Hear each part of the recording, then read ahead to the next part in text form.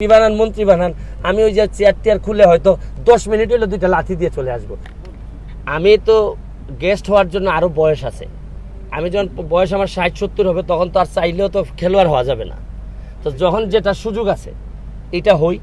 আর আমি তো একটা জিনিস বিশ্বাস করি, আমার কিন্তু ধরেন অন্যান্য এসি রুমের চেয়ে যে জায়গায় গেলে ঘামা যায় এই জায়গার প্রতি বিশ্বাস বেশি। আমি বিশ্বাস করি যে ঘাম দিয়ে গোসল করে সেই ইতিহাস বদলায়। আমার এমপি হওয়ার পরও আরও 5 বছর আমার ঘামতে দেন, আমার বাইরে রাখেন, মাঠে রাখেন, খেলতে দেন। এসি রুমে ঢুকাই ফেললে আগের মতো সার্ভিস পাবেন না, এটা নিশ্চিত থাকেন। আমাকে আপনাদের সাথেই রাখেন, আপনাদের মতো ঘাসেই রাখেন।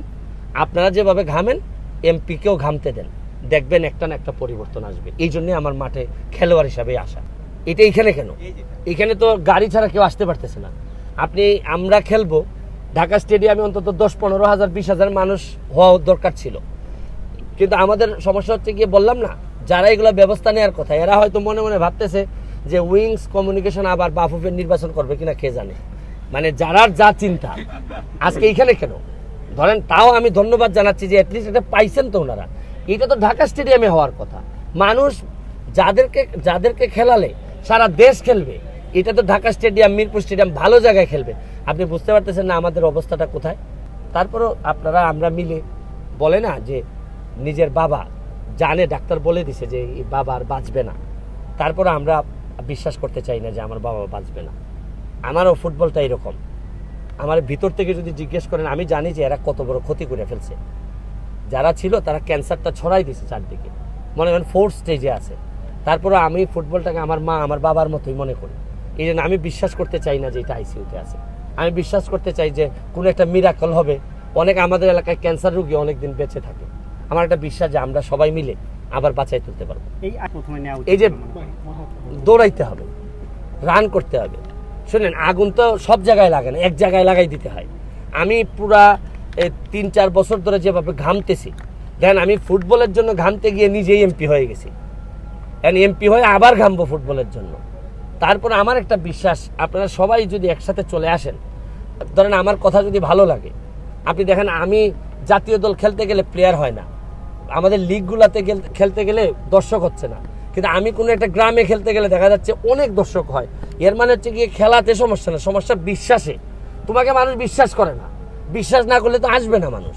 আপনি শুধু ভালো খেলা দিলেই হবে না, আপনার বিশ্বস্ততা থাকতে হবে, বিশ্বাস থাকতে হবে। ফুটবল আমার এখান থেকে আসে, আর এমপি হিসাবে দায়িত্ব আমার এই জায়গা থেকে আসে। মনে রাখবেন, যেটা তার ব্লাডে থাকে। মনে রাখবেন, আপনারা, আমি জানি না জুয়ারিদের ব্যাপারে আপনার অভিজ্ঞতা আছে কিনা। আমি লন্ডনে ছিলাম, আমি জুয়ারিদেরকে দেখছি। জুয়ারিরা কিন্তু যে কাজই করে ফাঁক দিয়ে 20 মিনিট হইলে চলে যায় একটু জুয়া খেলতে। ধরেন গেছে সে একটা বিরাট বড় প্রোগ্রামে, এখানে 5 মিনিটও বের করার সুযোগ নাই। তার নেশাটা এরকম, সে 10 মিনিট হলে 2টা দান খেলে আসবে। মানে ধ্বংস হওয়ার জন্য যা যা লাগে তার আছে। তা আপনি বলতে পারেন আমি ফুটবলের প্রতি, এটা আমার রক্তে আসক্তি। এটা আমার এমপি বানান মন্ত্রী বানান, আমি ওই যে চেয়ার টেয়ার খুলে হয়তো 10 মিনিট হলে 2টা লাথি দিয়ে চলে আসবো। সুতরাং এটা আমার সমস্যা হবে না। একমাত্র নেত্রী তো যার কথা আমি ফেলতে পারবো না। বাংলাদেশে এখন একমাত্র মানুষই আছেন যিনি নেত্রী। তবে আমাকে যদি ব্যক্তি স্বাধীনতা দেন যে আপনি বাফুফেতে যাবেন কিনা, ভাই আমি মাপ চাই। কারণ হচ্ছে গিয়ে আপনি জানেন যে একটা বাচ্চারে শুধু দুধ খাওয়াইলেই হয় না, এটা পরিবেশ দিতে হয় বাচ্চা বাঁচার জন্য। তা আমারে শুধু আপনি অযথা একটা নেতা বানাই দিবেন আর আশেপাশে সব 2 নাম্বার লোক দিয়ে দিবেন, আমার পক্ষে সম্ভব হবে না। আর যেটা সম্ভব হবে না, আমি তো বলছি যে মাল বানাইতে আমি কোথাও যাব না, না এমপি না অন্য কোনো পোস্ট। আপনি জানেন এমপি আমার 4 মাস ধরে আমি এমপি, আমার ওজন কমছে প্রায় 7-8 কেজি কমে গেছে। কারণ আপনি যদি প্রপারলি 7 লাখ মানুষের দায়িত্ব নিয়ে কথা বলেন, দায়িত্ব নিয়ে চিন্তা করেন, আপনার দেখেন এই চরম গরমে আমার এলাকায় ইলেকট্রিসিটি নাই, অনেক ডিস্টার্ব করতেছে, আমার ঘুম নাই। কারণ আমি জানি যে ইলেকট্রিসিটি নাই, রাতে যদি 11টা-12টায় চলে যায়, তারপর কি পরিমাণ গালাগালি করে আপনার কোনো ধারণা আছে বাংলাদেশের মানুষ? আমার বাপ মা তুল্লা কীভাবে যে গালাগালি করে, এখন সামনে আসলে তো সালাম দেয়, কিন্তু ইলেকট্রিসিটি গেলে আমার বাপ মা তুল্লা গালাগালি করে। এখন এটা আমি বুঝে তো মরছি বিপদে।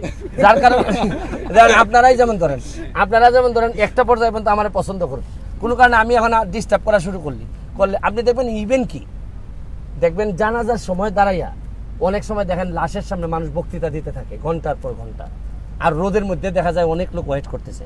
মানুষ কিছু বলে না, কিন্তু পিছন থেকে কিন্তু বিরক্তি প্রকাশ করে যে ভাই শেষ করো না কেন, এখন এত গরমের মধ্যে। এগুলো আমাদের অনেক সেন্স কম আমাদের।